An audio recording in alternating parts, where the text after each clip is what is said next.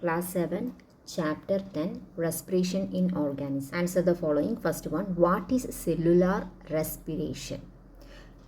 The process of breakdown of food in the cell with the release of energy is called cellular respiration. It is represented as glucose plus oxygen gives carbon dioxide plus water plus energy.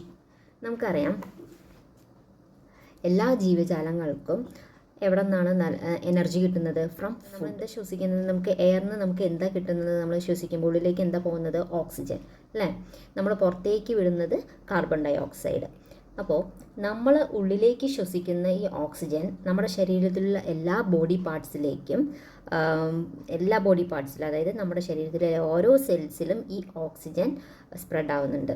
അതുകൊണ്ട് തന്നെ ഈ oxygen എന്തിന് നമുക്ക് help ചെയ്യുന്നു? It helps in the break downs of our food. Okay, നമ്മുടെ ഭക്ഷണ പദാർത്ഥം കഴിച്ചത് ബ്രേക്ക് ഡൗൺ ആക്കി സ്മോൾ പാർട്ടിക്കിൾസ് ആക്കിയിട്ട് നമ്മുടെ ശരീരത്തിലേക്ക് ആവശ്യമുള്ള എനർജി കൊടുക്കാൻ സഹായിക്കുന്നു. ഈ പ്രോസസ്സിനെയാണ് എന്തെന്ന് പറയുന്നത്? Cellular respiration. Cellular respiration takes place in the cells of all organism. So അതെങ്ങനെയാണ് ഇക്വേഷൻ ഫോമിൽ റെപ്രസെൻറ്റ് ചെയ്യുന്നത്? Glucose plus oxygen. ഓക്സിജൻ നമ്മുടെ ഓരോ സെൽസിലും it contains oxygen. Okay, so ഗ്ലൂക്കോസും ഓക്സിജനും കൂടിയിട്ട് ആഡ് ആവുന്ന സമയത്ത് what it produce? Carbon dioxide, water plus energy. So this is what is cellular respiration.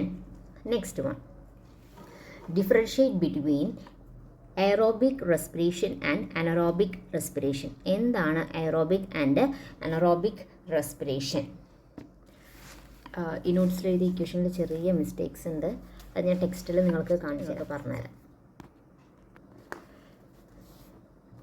Aerobic respiration means when breakdown of glucose occurs with the use of oxygen, it is called aerobic respiration. Respiration എന്ന് പറയുന്നത് ഓക്സിജൻ്റെ ഉപയോഗം, use of oxygen ഉപയോഗിച്ചുകൊണ്ട് ഗ്ലൂക്കോസിനെ break down ചെയ്യുന്ന പ്രോസസ്സിനെയാണ് aerobic respiration എന്ന് പറയുന്നത്, which helps in the breakdown of food. So next one, anaerobic respiration means how the food can be break down without using oxygen. ഓക്സിജൻ്റെ സഹായമില്ലാതെ ഫുഡ് ബ്രേക്ക് ഡൗൺ ചെയ്യുന്നതിനെ പറയുന്ന പ്രക്രിയയാണ് anaerobic respiration. അതിൻ്റെ equation ഇതാണ്. That is glucose in the presence of oxygen. Presence of oxygen എന്ന് പറഞ്ഞാൽ aerobic respiration. Aerobic റെസ്പിറേഷനിൽ ഓക്സിജൻ്റെ പ്രസൻസ് ഉണ്ടാവും, ഓക്സിജൻ ഉണ്ടാവും. Anaerobic respiration means absence of oxygen. ഓക്സിജൻ്റെ അളവ് ഉണ്ടാവില്ല.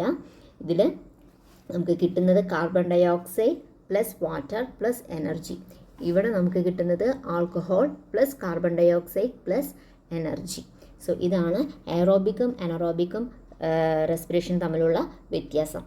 Okay, then why does an athlete breathe faster and deeper than usual after finishing race? Athlete needs to supply extra energy to his muscle cells which have worked hard during running. So he breathes faster and deeper to supply more oxygen to the cells. This speeds up the breakdown of food. As a result, more energy is released. അപ്പോൾ ഒരു അത്ലറ്റിന് അവർ ഓടുന്ന സമയത്ത് ഒരുപാട് energy ആവശ്യമാണ്. അവരുടെ muscle സെൽസിനും കാലിനും കൈയിനും ഒക്കെ ആണെങ്കിൽ ഒരുപാട് എനർജി ആവശ്യമാണ്.